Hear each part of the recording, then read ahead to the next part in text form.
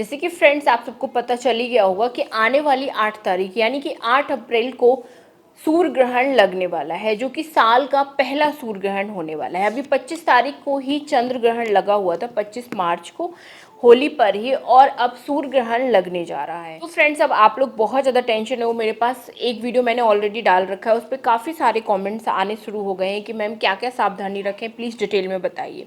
तो आज इस वीडियो में मैं आपके सभी कमेंट्स का रिप्लाई करने वाली हूँ कि ग्रहण में आपको क्या क्या मोस्टली जो सावधानियां होती हैं वो रखनी है। और ये तो आपको पता चल ही गया होगा कि ये जो ग्रहण है वो भारत में नहीं दिख रहा है, तो इसका सूतक काल भी नहीं लगेगा, इसीलिए आपको सूतक काल में कोई भी सावधानी रखने की बिल्कुल भी जरूरत नहीं। तो सूर्य ग्रहण का जो सूतक काल है वो 12 घंटे पहले शुरू होता है, तो इसीलिए जब भारत में दिख ही नहीं रहा है ये ग्रहण, तो सूतक काल मान्य नहीं होगा।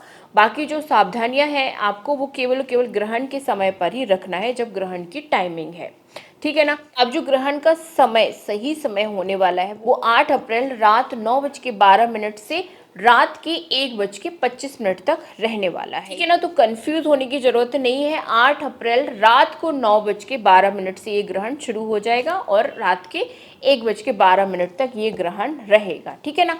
तो और ये भी क्लियर हो गया कि आपको सूतक में कोई भी सावधानी नहीं रखनी है, केवल और केवल ग्रहण में ही रखनी है, क्योंकि सूतक काल इसका मान्य नहीं है। जहां पर ये ग्रहण दिखाई देगा वहां पर इसका सूतक काल मान्य होगा, वहीं पर इसका सूतक काल लगेगा। जैसे कि ये जो ग्रहण है वो अमेरिका के राज्यों में दिखाई दे रहा है, तो वहीं पर इसका सूतक काल मान्य होगा। अगर आप इंडिया से हो तो आपको सूतक काल मानने की बिल्कुल भी जरूरत नहीं है। अब क्या क्या आपको ग्रहण के समय पे सावधानी रखनी है, सिर्फ यही सवाल आपके मन में चल रहा है, तो उन्हीं सवालों के जवाब आज मैं इस वीडियो में आपको देने वाली हूँ। तो चलिए स्टार्ट करते हैं आज का वीडियो। मैं हूँ रेशु, आप सभी के साथ। आप देख रहे हो रेशूज ब्लॉग यूट्यूब चैनल। इसी तरीके के और भी प्रेगनेंसी से जुड़े हुए वीडियो देखने के लिए, प्रेगनेंसी केयर से जुड़े हुए वीडियो देखने के लिए आप प्लीज चैनल को सब्सक्राइब जरूर कीजिएगा। ये जो नियम वगैरह जो मैं आपको बताने वाली हूँ, ये मैंने पंडित जी से अच्छे तरीके से अपनी प्रेगनेंसी के टाइम पे पूछे थे, उन्होंने ही मुझे ये नियम बताए थे, साथ में घर वालों ने भी मुझे ये नियम बताए थे, तो वही मैं आपके साथ शेयर करने वाली हूँ, ठीक है फ्रेंड्स। तो चलिए स्टार्ट करते हैं आज का वीडियो। पहली चीज तो घर में ही रहना है उस टाइम पे। वैसे भी रात के समय इस ग्रहण की टाइमिंग होने वाली है, तो रात में तो आपको घर में रहना ही रहना है, कोई दिक्कत ही नहीं है, ठीक है ना।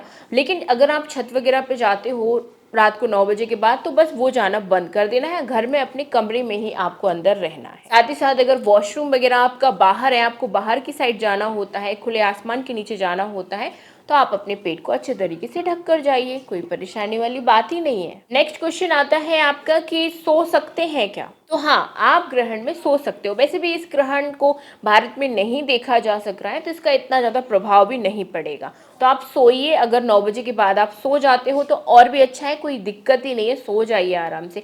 लेकिन आप इतने जल्दी नहीं सोते हो तो आप जागकर भी रह सकते हो, कोई दिक्कत नहीं है। अब नेक्स्ट क्वेश्चन आता है खाएं या नहीं कुछ। तो 9 बजे से पहले पहले अगर खाना पीना आप बना के खा लीजिए तो और ही अच्छा है ना। लेट खाते हो तो उस दिन जल्दी बना लीजिए और जल्दी खा लीजिए। बाकी केवल आपको ही ये नियम फॉलो करने होते हैं, हस्बैंड को नियम फॉलो करने की बिल्कुल भी जरूरत नहीं है। वो ग्रहण में खाना पीना सब कर सकते हैं, सिर्फ आपको ही ग्रहण के टाइम पे खाना वगैरह अवॉइड करना चाहिए। इसीलिए आप पहले खाना खाकर बढ़िया फ्री होकर 9 बजे तक बैठ जाइए, ठीक है ना।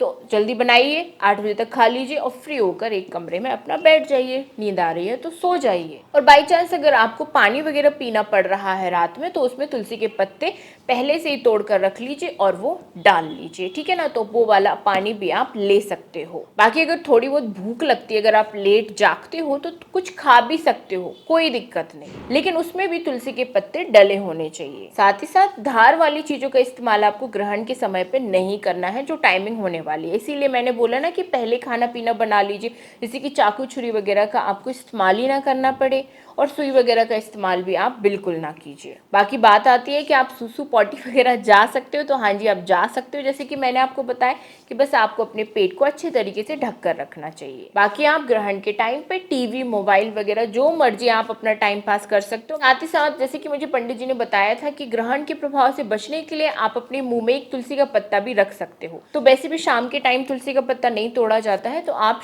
दोपहर के टाइम पे ही तुलसी पत्ता तोड़ के रख लीजिए पहले से ही, और वो पत्ता आप चाहे तो खाने में डालकर रख दीजिए, जैसे कि कोई खाना बच गया है तो उसमें डालकर रख दीजिए, आप पानी में डालकर रख लीजिए और वो पानी आप पीते रहिए। साथ में एक पत्ता अपने मुंह में भी रख लीजिए और भी अच्छा है। और आप चाहो तो एक नारियल भी अपने पास रख सकते हो, पहले ही मंगा लीजिए नारियल, और जब ग्रहण शुरू होता है आप जहाँ पे बैठ रहे हो, लेट रहे हो, वहाँ पर अपने पास एक नारियल रख लीजिए, और उस नारियल को जैसे ही ग्रहण समाप्त होता है तो जमीन में आप अंदर गाड़ दीजिए या फिर बहते हुए पानी में विसर्जित कर दीजिए। इसके बाद क्वेश्चन आता है कि ग्रहण के बाद नहाना जरूरी है, तो 1:25 पर ग्रहण खत्म होगा तो क्या तब आप नहाओगे? नहीं, बिल्कुल जरूरत नहीं। आप सुबह से उठिए, अपना साफ सफाई कीजिए घर की, उसके बाद नहाइए और भगवान की पूजा कीजिए, कोई दिक्कत नहीं, ठीक है ना।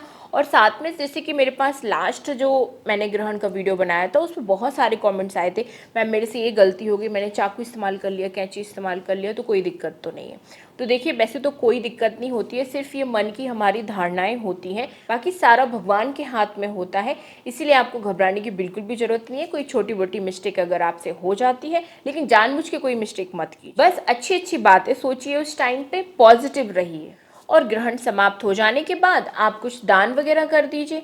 आप जैसे कि चावल, आटा, जो भी आप दान करना चाहते हो वो मंदिर में दान करके आ सकते हो, किसी गरीब को दे सकते हो, किसी गरीब को खाना खिला सकते हो, कुछ पैसे दान कर सकते हो।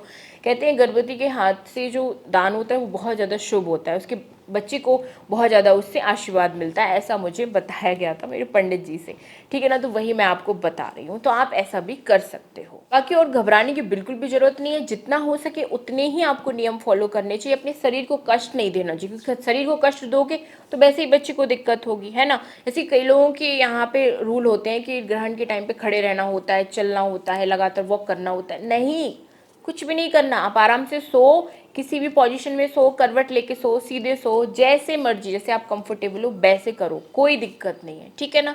बस एक मन की वो होती हैं जो हमारे बूढ़े बुजुर्ग बताते हैं, आपको वही रखना है, जितना हो सके सिर्फ उतना ही रखना है।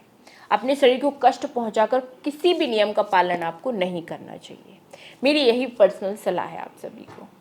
सो आई होप आपको कंप्लीट वीडियो काफ़ी पसंद आया होगा, और भी कुछ मन में डाउट है तो मुझे कमेंट्स में बताइए, मैं उसका रिप्लाई करने की कोशिश करूंगी। तो इसी तरीके के और भी वीडियो आप चैनल पर देख सकते हो, डेली वीडियो आते हैं प्रेगनेंसी टिप्स से रिलेटेड, तो चैनल को सब्सक्राइब करते हुए जरूर जाइएगा। मिलती हूँ आप सभी से अब नेक्स्ट कल के वीडियो में, तब तक ऐसी मुस्कुराते रहिए, अपना बहुत अच्छे तरीके से ध्यान रखिए। Bye bye, thanks for watching.